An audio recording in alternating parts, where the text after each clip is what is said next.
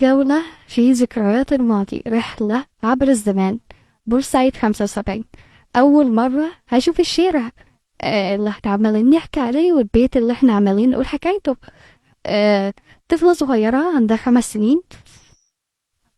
الرئيس السادات قال بالليل المهجرين يقدروا يرجعوا بورسعيد.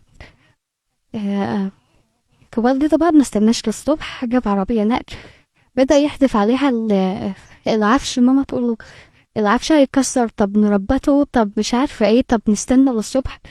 قال لها لم اللي تلميه، انا هبات في بورسعيد، يعني هبات في بورسعيد.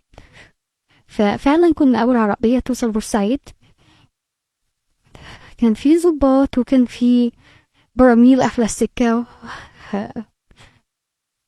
كنت انا راكبة في العربية الأولى بتاعة النقل، بس مش عارفة كان ليه بابا كان بيعيط وماما كانت بتعيط.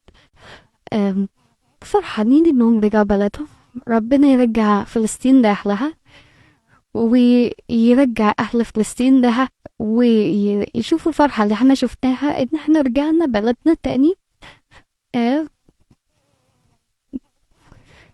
شعور صدقوني ما بيتوصفش. ممكن انت البلد تكون مضايقاك او ان في حاجة مش عاجباك، بس مجرد ان انت حاسس بالانتماء لمكان، او ان حاسس ان ده بلدك، لما ترجع له صدقني يبقى احساس حلو جدا. طفل 5 سنين، بس انا شفت ماما وبابا هما بيعيطوا. المهم رحنا البيت، طبعا كله ازاز متكسر ورصاص وكلام مكتوب بالاحمر على الحيطان. انا مش متخيله ان كل ده دم طفله صغيره ما شفتش حرب قبل كده.